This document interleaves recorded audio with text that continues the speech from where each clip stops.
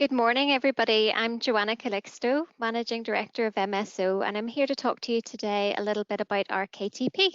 I'm delighted to be here virtually anyway. If you'll permit me, first of all, to give you a brief introduction to MSO Cleland, to give you a flavour of who we are and put our KTP into context. I am sorry that I'm only a voice, but hopefully between Ian and I, we managed to convey a sense of who MSO are and a little bit of our passion for what we do. So first of all, who we are. MSO are print and packaging specialists. We do specialise in food and drink packaging.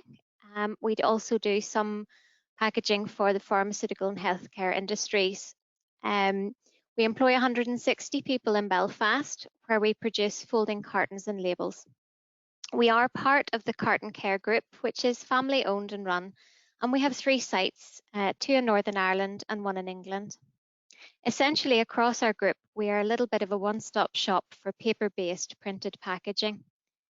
MSO in particular will be 145 years old next year, and we have a wealth of knowledge and experience in the industry, but I hope you would find us anything but traditional.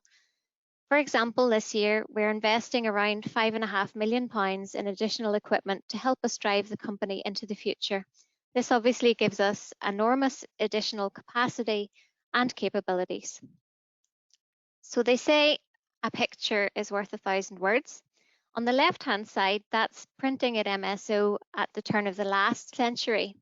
Some members of our workforce even try to claim that that's them in the photograph. Our workforce is very experienced, however, it's not all about the past. We do combine this knowledge and experience with a culture of innovation and constant improvement. And in relation to improvement then on the right-hand side, that is an image of part of our latest printing press, the Heidelberg XL Speedmaster. So we're combining our learning from the past with the best of the future. So obviously, as a print and packaging specialist, we have the ability to produce and deliver high quality product on time, every time at a competitive price, and we have all the necessary accreditations to allow us to do so. That's a bit of a given, but I wanted to concentrate on some points where I believe we're a bit different to others. We say we're big enough to be able to, but we are small enough to have retained that entrepreneurial mindset and values. We endeavour to act in good faith with common sense. We don't let people down, and we go out of our way to help our customers in any way we can. For being a small, relatively small independent group, we do still have proper disaster recovery across our 3 sites, and our structure, as well as allowing us to be very flexible and nimble in servicing our customers, allows us to punch above our weight in terms of innovation, and this is where our KTP fits in. First of all, however, I'd like to briefly mention another major innovation within our group, as it fits in well with the title Future of Food Packaging. We have unique patented technologies for brand and print security available to us through our sister company, Nautilus. These technologies can be used for a variety of purposes, not least of which is protection against counterfeiting. Obviously, food security is something we are all becoming increasingly aware of. How widespread is counterfeiting? I'm sure instantly everybody's thinking of fake Louis Vuitton handbags or Rolex watches, but in reality, counterfeiting of everyday, relatively inexpensive items is also taking place.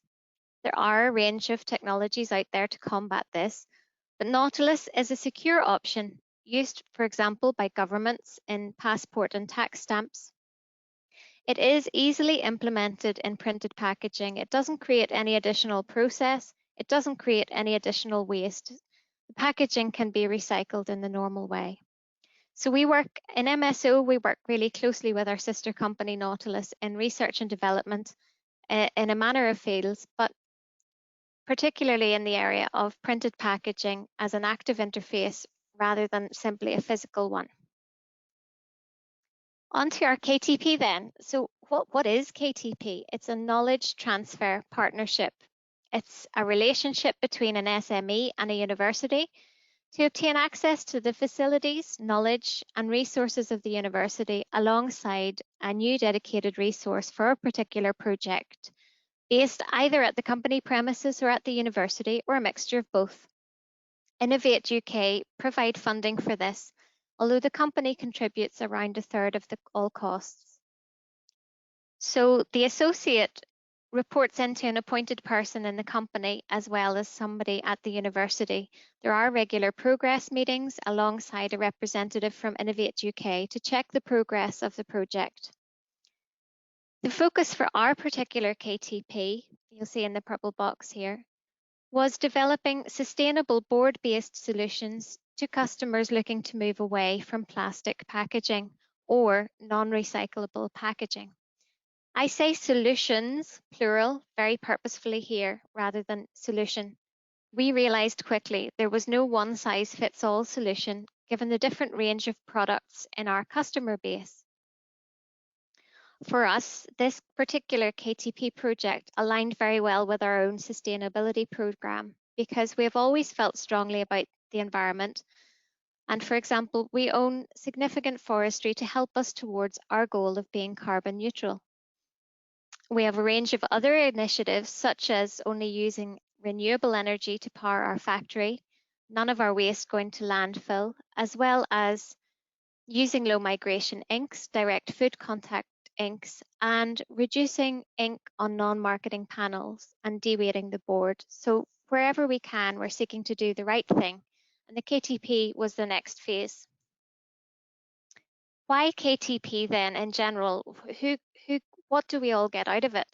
For Innovate UK, they're looking for a project that innovates, as the name would suggest.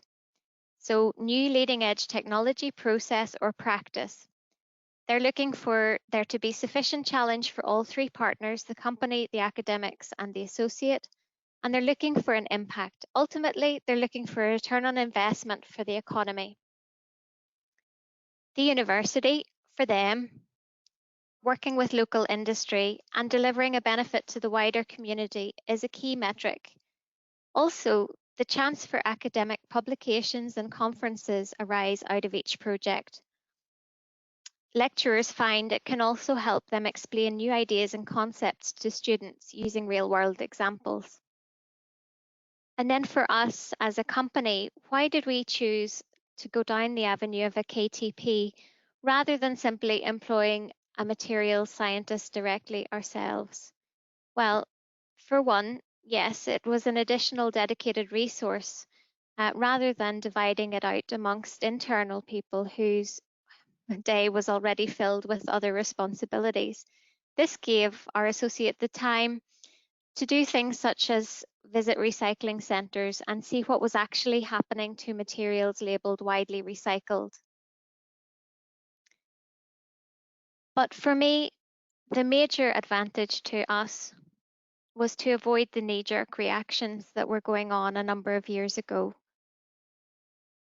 We all know a few years back, there were a lot of knee-jerk reactions to media headlines regarding single-use packaging, plastic in general. We hoped that the partnership with the university, along with the access to its knowledge, research and testing facilities, would bring a more objective approach backed up by science, backed up by fact, to help us guide our customers to true sustainability in their packaging, not a tick-the-box sustainability. And for me, that was the big advantage of the KTP. So through our project, we have developed a number of alternative styles of packaging that are currently in the marketplace and have helped our customers remove large amounts of non-recyclable material. I have included in this slide a link for where you can find more information on the KTP if it's something that might be of interest for you, for your company. One slight word of warning, the only downside to this whole process really was the length of time taken to get somebody in place and get the project started. If you have a project that needs to deliver in a couple of months' time, then a KTP is probably not the right avenue for you. But otherwise, it's a wonderful vehicle and I'm sure everybody would reap benefits. I think a lot of the challenges that we're facing are difficult ones, and I know that we'll come up with better solutions working with others. And for us, working with the university has been a pleasure and been very successful. That's it from me. I would like to introduce you now to Ian Edwards, who's Head of Design at MSO. Thanks, Joanna. My name's Ian Edwards, and I head up the design facility at MSO called Loop Design. The picture in the slide is a small shot of the studio. The team's made up of 9 designers, with some of the team with more than 30 years experience and some new blood in it as well for fresh ideas. We look after projects right from concept stage through to finished manufacturing specifications. This will include branding, range building, 3D and physical mock-ups, samples for material evaluation, and production line trials. We engage with most of the packing line suppliers across many different food sectors, and this gives us a great baseline of understanding for any development on them and the design challenges that lie ahead. So how did we engage with KTP? Conor McCurdy joined us in May 19 for a 2-year term on the project. Conor's background in chemical engineering, which felt like the right fit to support the MSO team with what we felt lay ahead. Conor would be based at the MSO factory, but would use the university facilities for testing and research and access to other expertise. We decided as a design team would form probably the closest partner in this to the KTP, that I would become the MSO supervisor on the project and work very closely with Conor. We started with Conor building up a full understanding of the design and manufacturing base at the factory. This included evaluating all of the typical categories and types of material currently converted and the sectors they were used in. From here, we moved to the next stage of the aims of the project. From the outset, our thoughts were that we would need to create a suite of designs that would cover the whole diversity of products our current customer base was using, as opposed to try and fit one solution into them all and it performing poorly. This would also let us target potential new customers. Alongside this, we would build our own specialist knowledge base on recycling and compostability of our products. This would see us engage with different board mills to understand current product offerings, and in particular barrier-coated materials, and how the mills believe they fitted into current recycling systems. We also reached out to various bodies with guidelines in our industry. These included RAP, CPI, labelling from OPRL, and other connected research papers that we could find on this subject. This was considered against the EU Single-Use Plastic Directive. At this stage, we were a little bit perplexed with the disjoint between some of the body's guidance, and this further fueled the need for us to gain our own specialist knowledge to support customers more fully. Thankfully now, this guidance appears to be more joined up. As well as this theoretical position, we wanted to see firsthand how and what was actually being recycled. Several recycling centres were visited, and understanding the drivers for what they were recycling was understood. We also wanted to be able to evaluate our packaging solutions fully to understand its carbon footprint and the energy cycles used to produce it. This would require a tool to enable us to advise our customers and give them a more informed choice of the design stage. When you consider the range across our customer base and the ever-evolving playing field of materials, guidance, what's actually being recycled, and the desire for a new and different to the market position, our development will be continuous. So what does putting this into practice actually look like? A lot of our customer base had MPD teams that were looking for alternatives. So we started to engage to understand their goals and aspirations and further understand the drivers they had for arriving at them. Typically, they had tie-ups with retailers and were chasing a position to align with their directions. But it also created opportunity for innovation and new to market ideas with perhaps improved marketing spaces. Sharing our knowledge on recycling to date also helped refine the brief. From this point, we carried out full production line evaluations on their sites, considering all of the processes and the conditions things were being packed in, transit, and any special stroke unique requirements that individual product may have. With this in mind, it let us start out on the design journey and build concepts that could be evaluated and presented. This would see Connor carry out extensive testing at the university facilities, drawing on other levels of expertise. This would also then arm our customer with greater levels of information on choices he might make going forward. It became obvious as we moved across our customer base that one solution didn't fit everyone. We had different products, we had different conditions in factories, their equipment that they processed it on was different and that they packed on. So changes in our specification was necessary, and sometimes fundamental changes happened as well.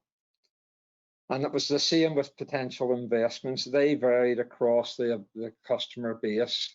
Some customers were requiring new equipment and investment, such as in heat sealing equipment, denesting equipment, flow wraps, moving people from one part of an operation to another where one piece of equipment was no longer used and those resources were moved to what would be required.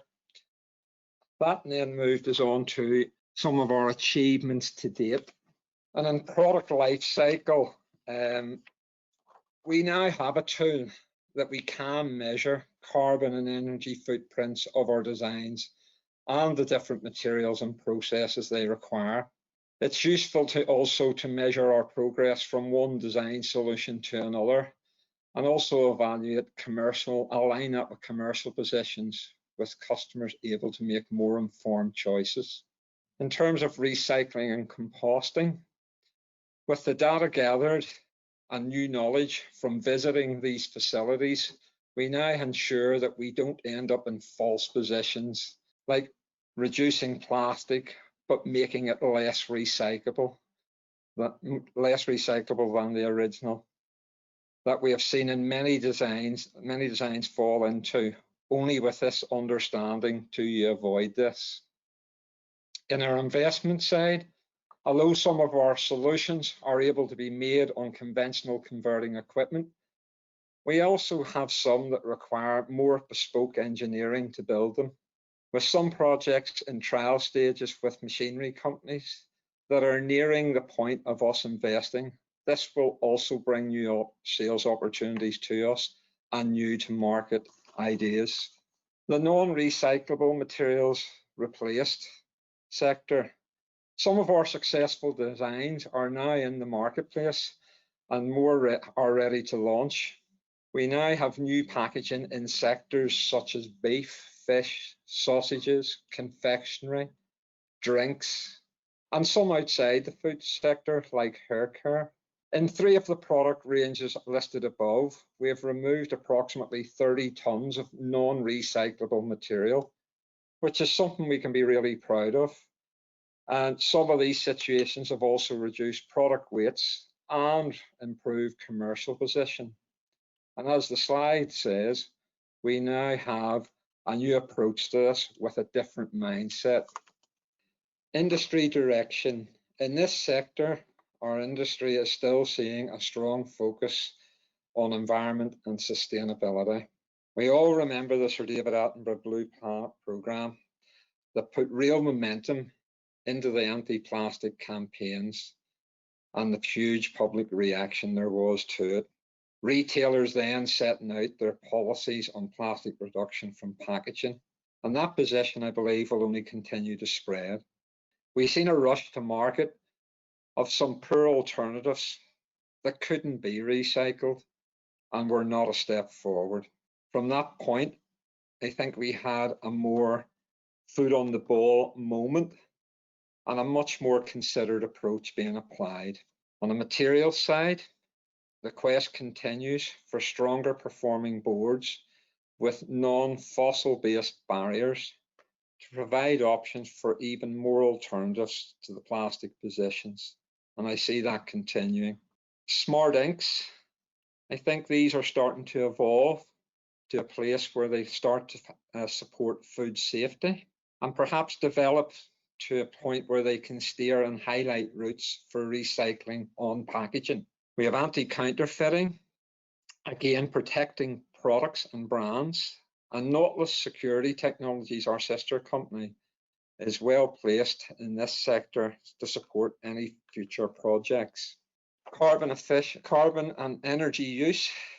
We're getting more and more interest and requests to understand the details of our carbon footprint and energy use within our factory, and indeed the individual items of packaging that we produce.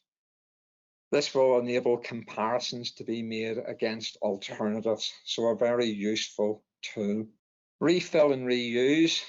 Across most cities of the UK now, there's at least one store running trials to understand the practical and behavioural inputs of this. Every city has one. I believe this is going to spread out, and we're going to see some design challenges around primary and secondary packaging positions that will support this. Specification and justifying access. I'm seeing that in the higher end sectors of packaging, where traditionally very high spec materials are used and all sorts of embellishments to further enhance them, more consideration and evaluation is being given to those positions to get to a recycling position. Specs are changing to suit, and lesser specification is having to work a little bit harder to hold its marketing position. Challenge to automation. Machinery on typical packing lines has had a similar carton spec for many, many years, and we have now started to challenge some of those, looking for efficiencies within de-weighting and overall material usage. And I'm seeing trends of that spreading throughout our industry. Also, there's pressure on them to run with a lower spec material and have the same performance. Materials that potentially have much more recycling content. And finally, guys, if we consider the point I've made on the top right of the slide, and we evaluate that with a sense of responsibility and sensitivity, can we justify what we take from our environment, how we use it, and what goes back into it? With that mindset, what we do and manufacture will position our business in a much more environmentally sound position. That leaves me just to say thank you for listening, and I hope you will engage with us to explore more.